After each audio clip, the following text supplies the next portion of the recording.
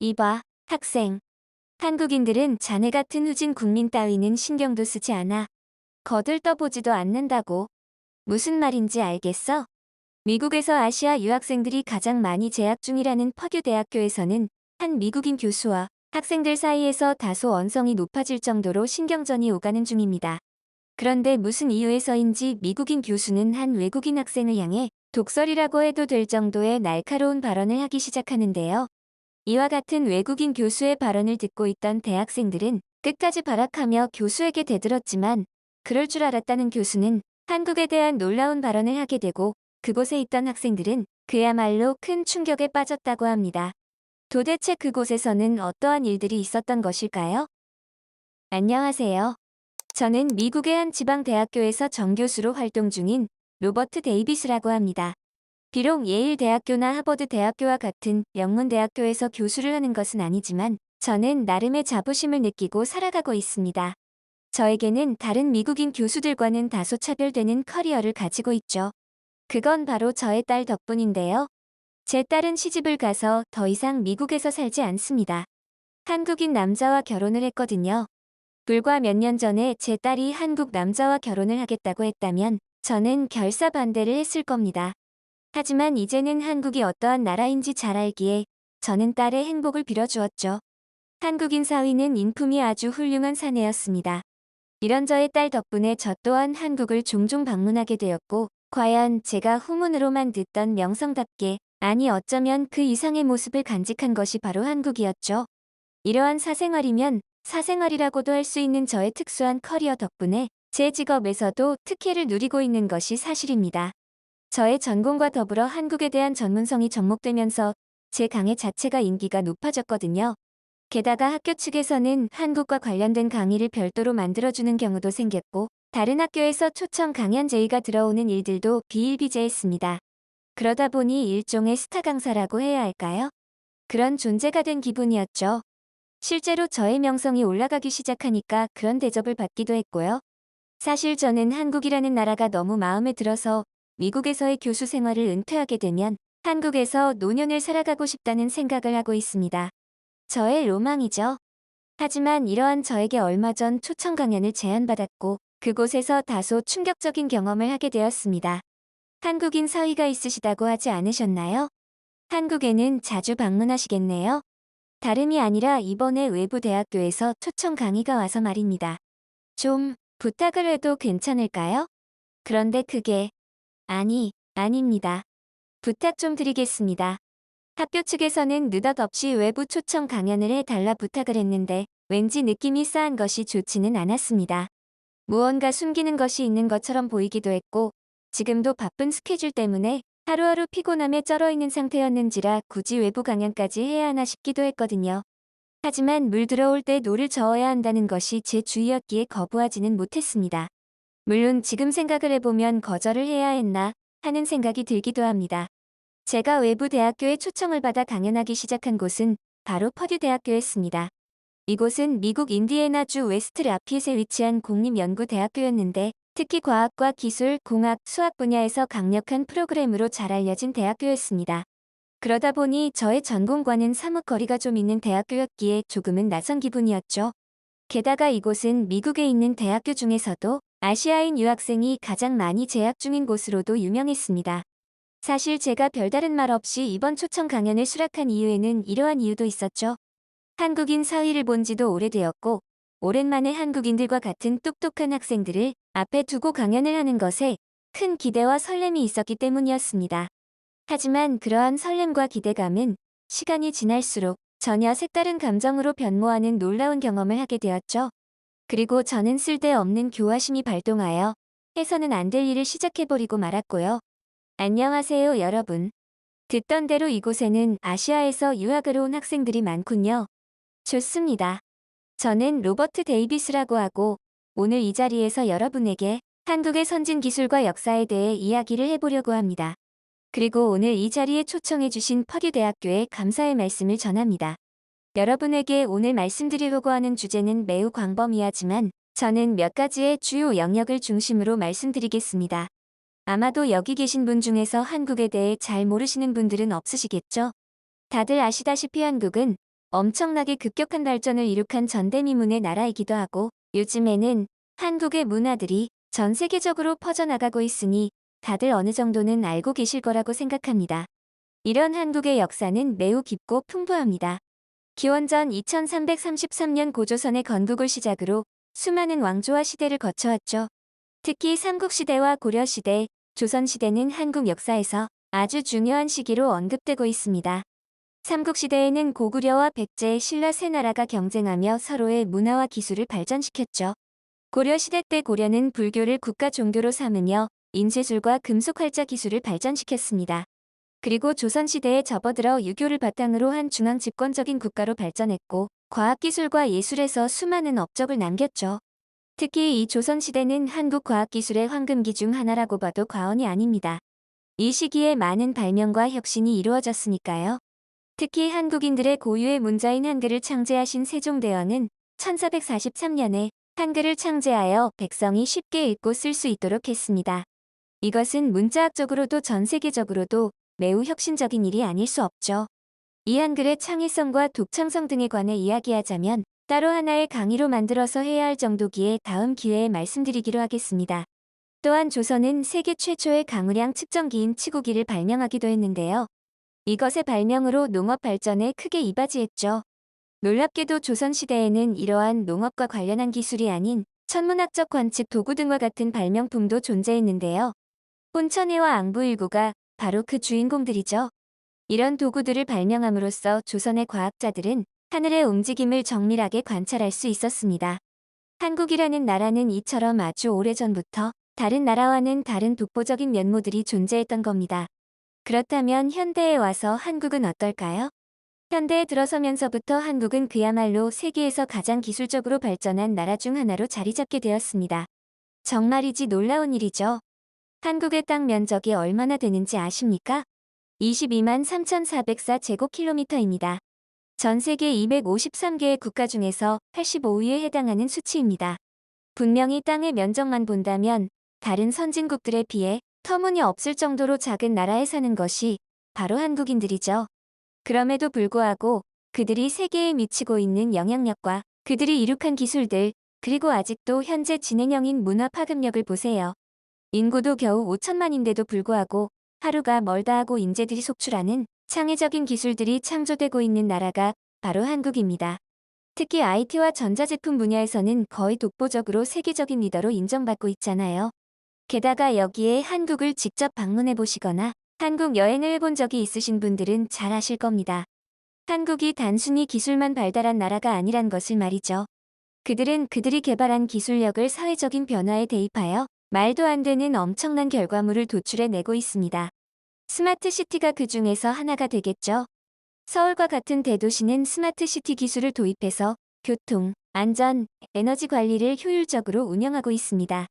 교통 쪽은 아마도 전 세계 1등이 아닐까 싶을 정도입니다. 한국은 지능형 교통 시스템인 ITS를 도입하고 있는데 이 시스템은 실시간 교통 정보를 수집하고 분석해서 교통 혼잡을 줄이는데 아주 큰 효과를 내고 있죠.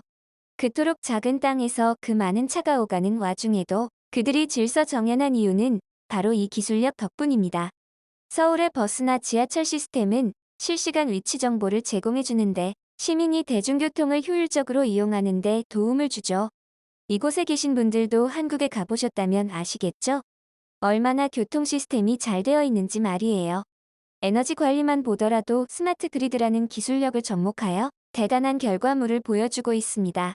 전력 공급망을 디지털화하여 에너지 사용을 최적화하고 재생 가능 에너지의 사용을 촉진해주죠.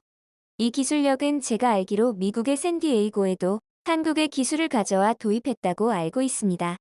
그 덕분에 전력 소비를 보다 효율적으로 관리하고 있다고요. 또한 한국 대부분의 대형 건물에는 스마트 건물 관리 시스템을 도입하고 있는데 이것을 통해 에너지 소비를 실시간으로 모니터링하고 조절한다고 하죠. 난방과 냉방, 조명 시스템의 효율성을 극대화시키는 겁니다. 하지만 이러한 기술력들보다 제가 더욱 중요시하는 기술력은 따로 있습니다. 바로 국민의 안전과 보안에 관련된 부분이죠. 한국은 스마트 CCTV 시스템으로 밤이고 낮이고 범죄의 그늘에서 자유로운 세계에서 가장 안전한 나라로 평가받습니다. 심지어 최근에는 인공지능을 활용한 CCTV 시스템으로 범죄를 예방하고 신속하게 대응하는데 런던 또한 한국에 이러한 시스템을 도입하여 극악 수준의 범죄율을 절반 이상 줄였다고 하죠. 얼마나 대단한 시스템인지 느껴지시나요? 이처럼 한국은 굉장한 기술력으로 한국의 기술력에 대해 발언을 이어가던 저는 일시적으로 발언을 잠깐 멈추어야 했습니다. 그 이유는 바로 저의 강연을 듣고 있던 학생들의 반응 때문이었는데요. 아시아인들이 많이 재학 중이던 학교답게 곳곳에는 각양각색의 피부색을 가진 학생들이 저의 강연을 듣고 있었습니다. 그런데 그 중에서도 유독 표정이 좋지 않은 아시아 계통의 학생들이 있었고 그들은 저의 강연을 들으면 들을수록 일그러진 표정이 심해지더니 급기야 강연 중임에도 불구하고 자기들끼리 목청을 높여 이야기를 나누기 시작했죠. 그러한 이유 때문에 발언을 잠시 중단한 저는 그들을 바라보았고 이내 그 학생들 또한 저를 바라보며 서서히 입을 뗐습니다. 교수님, 공상과학적인 망상 잘 들었습니다. 그런데 너무 지루해요.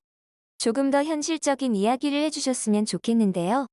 한국은 동북아시아의 소국이고 가난에 쩔어서 현대를 사는 지금과 같은 시대에 스마트폰도 없는 자들이 많다고 들었습니다. 그런 수준의 나라가 기술력이 어쩌고 저쩌고 하는 소리를 듣고 있자니 너무 좀이 쑤셔서 말이에요. 그나마 한국이 지금처럼 숨이라도 쉴 수 있게 된 것은 중국 덕분이라는 것을 잊지 않았으면 합니다. 중국의 기술력을 그대로 본따서 따라하기 시작한 한국이기에 그나마 지금의 모습을 완성할 수 있었던 것이죠. 솔직히 이번 강의에 대해서도 저희는 이해가 가지 않는 부분이 많습니다. 한국과 관련한 강의를 한다고 해서 아시아 계통의 교수님이 오실 줄 알았는데 웬 양인 교수님이 나타나서 우리도 정말 놀랐지 뭡니까? 진심으로 궁금해서 그러는데요. 한국 측에서 얼마나 받으시면서 이런 강연을 하시는 건가요? 너무 추접스럽잖아요. 아무리 돈이 좋다고 하지만 양심을 팔아먹으면서까지 이런 강연을 하신다는 게 말입니다. 이곳에 있는 학생들은 바보가 아닙니다. 우리는 다 알고 있어요. 한국은 중국에 비하면 그야말로 개발도상국 수준의 후진국이나 다름없다는 것을요. 이런 말도 안 되는 선전 문구들이 가득한 강연을 다른 학교까지 다니면서 하고 다니는 저희가 뭔가요? 저는 제 귀를 의심하지 않을 수 없었죠. 처음에는 저 학생이 나한테 하는 말이 맞나? 싶은 생각마저 들었습니다. 게다가 해당 학생은 한국에는 전혀 방문해보지 못한 사람처럼 발언했죠. 도대체 언제적 한국의 모습을 말하는 것인지, 아니, 애초에 한국에 그런 모습이 있었나? 하는 의구심이 들 정도의 발언이었기에 저로서는 황당하기 그지없었습니다. 저들의 당당한 발언들을 듣다 보니 진짜 내가 모르는 한국의 다른 모습이 있는 것인가? 하는 의구심마저 드는 정도였으니까요. 그 정도로 저들은 스스로의 발언에 대해 굳은 믿음을 가지고 있는 듯했죠. 이건 단순히 상식이나 지식을 벗어나는 하나의 신념이라는 생각이 들었습니다. 마치 오래전부터 세뇌를 당한 사람들의 모습들이라던가 아니면 종교에 심취하여 자신의 모든 재산을 종교 단체에 갖다 바치는 행동을 하는 독실한 신자를 보는 듯한 느낌이었습니다. 그러한 생각이 들자 저는 저 학생들을 교화시켜야겠다는 생각이 들었습니다. 말끝마다 중국과 한국을 비교하는 듯한 뉘앙스를 풍기는 것을 보니 이들은 필시 중국인 유학생들이 분명하다는 생각이었죠. 그리고 저는 그러한 사실을 알아채었을 때 서서히 이를 악 다물었습니다. 저들이 소문으로만 듣던 중화사상에 찌든 헛똑똑이들이구나 라는 생각을 했기 때문이죠. 그렇게 작심한 저는 다시금 발언을 시작했습니다. 학생들은 중국에서 유학을 왔군요. 그렇죠. 일단 확실하게 해두어야 할 부분이 있는데 저는 한국을 광고하는 대신 돈을 받거나 하는 사람이 아닙니다. 그건 저에 대한 모욕적인 발언이라고 생각해요. 저에게는 여러분 나이대의 딸이 있습니다. 지금은 한국인 남자와 결혼을 하여 한국에서 살아가고 있죠. 그 덕분에 저 또한 한국을 종종 방문하게 되었습니다. 제가 한국에 관심이 많은 것은 아마도 그런 영향도 무시할 수는 없겠죠. 하지만 제가 말씀드리는 모든 내용은 실존하는 한국의 모습들과 제가 직접 경험한 것들이기에 이것을 망상으로 치부할 수는 없습니다. 제 딸은 한국에서 너무나도 행복한 삶을 살아가고 있어요. 얼굴에 그냥 쓰여 있더군요. 나 지금 너무 행복하다고. 왜 진작에 한국에서 살지 못했을까 후회까지 하더라. 이 말입니다. 그냥 좋은 사람을 만나서 그런 것이라고 생각할 수도 있겠지만 제가 말씀드리는 것은 그런 인간관계에 관한 행복감이 아닙니다. 한국이라는 국가에서만 느낄 수 있는 여러 가지 만족감들에 대해서 말씀드리는 것이죠. 이것은 직접 한국에서 생활해 본 사람만이 알 수 있는 특별한 감정입니다. 그러한 발언을 하고 있는 저에게 다시금 중국인 유학생들은 저의 발언을 끊어버리고 다소 흥분한 표정을 지으며 따지기 시작했죠. 교수님의 딸은 한국인 남편에게 속고 있는 겁니다. 아니, 한국이라는 나라 자체에 속고 있는 걸지도 모르죠. 한국인들은 그들 중에서도 극히 소수에 속하는 일부 계층들만 겨우 우리 중국인들의 평범한 서민들과 비슷한 수준으로 살아가는데 그마저도 얼마 못 가서 빈부격차의 심화 때문에 다시금 가난하게 살아가게 될 것입니다. 이런 나라에 딸을 시집보낸 교수님 스스로가 부끄럽지 않으세요? 차라리 지금이라도 이혼을 시키고 중국 남자와 혼인을 시키는 게 어떻습니까? 아니지, 우리는 어떤가요? 저를 비롯해서 여기 있는 친구들은 중국 내에서도 알아주는 명망 있는 집안의 자제들입니다. 저희 아버지는 정부에서 근무하시며 한 달에 5천 위안을 벌어들이고 있어요. 중국 남자들은 성격이 대범하고 호탕한 데다가 일반적인 직장 생활을 하는 사람들도 급여 수준이 높아서 1,600위안 정도는 기본으로 벌 수 있습니다. 한국처럼 급여가 밀리거나 떼어먹는 경우는 거의 없다고 보시면 됩니다. 오죽하면 이런 중국의 상황을 알게 된 한국인들이 이제는 돈을 벌기 위해 중국으로 떼거리로 몰려드는 상황까지 벌어졌다더군요. 이처럼 몰락하는 국가에 딸을 보내놓고 태평하게 강연이나 하러 다녀도 괜찮으시겠어요? 그러한 발언을 하던 중국인 유학생은 자신의 발언 말미에는 비웃기라도 하는 듯한 냉소적인 표정이 압권이었죠. 하지만 저는 그러한 발언을 하는 학생이 너무나도 한심하고 웃기고 안타까웠습니다. 그리고 이제는 저 학생들을 교화시키는 것은 불가능에 가깝다는 것을 스스로 인정하고 말았죠. 저는 깊은 한숨을 내쉬며 이제는 저들에게 현실을 자각시켜야겠다는 생각을 하며 서서히 입을 뗐습니다. 어처구니가 없다는 말. 딱 지금 상황에 어울리는 말 같네요. 이곳에 계신 다른 학생들도 저와 비슷한 감정을 느끼고 계실 것 같습니다. 분명히 말씀드리죠. 저는 딸의 한국 생활에 빗대어서 한국에 대해 언급을 하는 것이 아닙니다. 그건 부가적인 이야기일 뿐이죠. 저는 직접 한국에 대해 많은 경험을 했고 연구를 한 사람입니다. 그렇기에 제가 직접 경험한 한국은 사람이 살기에 그 어떤 나라보다도 좋은 국가라는 결론을 내리게 된 것이죠. 지금부터 제가 왜 그러한 생각을 하게 되었는지에 대해서 여러분에게 말씀드려 보겠습니다. 한국은 의외로 세계에서 가장 무엇하다 라는 타이틀을 많이 가지고 있습니다. 이게 무슨 말이냐 하면 한국은 세계에서 가장 빠르게 성장하는 경제 강국 중 하나라는 것을 알고 계셨습니까? 한국은 경제적으로 매우 안정적이고 앞으로도 성장 가능성이 아주 큰 나라입니다. 1950년대의 한국은 전쟁 이후 그야말로 폐허가 되었고 말 그대로 흙먼지가 날리는 황폐한 개발도상국에 불과했습니다. 좀 전에 중국 유학생이 발언했던 내용은 마치 이때의 한국에 관해 이야기를 하는 것이 아닌가 하는 착각이 들 정도더군요. 하지만 한국인들은 그러한 자신의 나라를 그냥 내버려 두지 않았습니다. 그들은 전쟁이 끝나고 참혹한 현실에 좌절하기보다는 폐허가 된 경제를 복구하는 데 온 에너지를 집중했습니다. 모든 국민이 하나가 되어 말이죠. 물론 그 과정에서 미국을 비롯한 국제사회의 원조도 있었고 정부 주도의 경제계획이 아주 중요한 역할을 하기는 했습니다. 하지만 그러한 것들로만 이루어질 수 있는 기적이 아니었습니다. 모든 국민이 하나가 되어 똘똘 뭉쳤기에 점차 한국은 전쟁의 참혹함을 복구하기 시작했고 더불어 기초산업이 점진적으로 발전하고 재건되었죠. 1960에서 70년대에 들어서서는 어떻게 되었을까요? 이때부터 한국 정부의 주도하에 경제개발 5개년 특별기획이 시작되었습니다. 그들의 주요 전략은 경공업에서 중공업으로의 산업 구조 전환과 수출을 중심으로 한 경제 성장 전략이었죠. 그 결과 한국에는 어떤 기업들이 탄생하였을까요? 현대, 삼성, LG. 여러분도 한 번쯤 이름을 들어보셨을 바로 그 기업들입니다. 거기 학생이 들고 있는 스마트폰, 삼성 로고가 보이는데요. 이처럼 전 세계적으로 스마트폰을 수출을 하고 있는 국가에서 자국민들이 스마트폰도 없는 사람들이 있다. 현실적으로 말이 되지 않는 소리죠. 이런 대기업들의 탄생으로 수출이 급격하게 증가했고 경제 성장이 가속화되었습니다. 이때의 한국 경제개발 전략은 아직도 수많은 개발도상국 사이에서 한국을 목표로 삼고 벤치마킹하여 자국의 경제 성장을 도모하고 있습니다. 그 말은 한국이 다른 나라의 입장에서는 선망의 대상이라는 의미죠. 심지어 과거에는 러시아의 푸틴까지도 한국의 이러한 미친 듯한 경제 성장에 매료되어 한국의 전략을 도입하라고 지시한 적이 있고 한국이 우리의 미래라고 발언했다는 후문도 있습니다. 물론 오래전의 이야기지만 말이죠.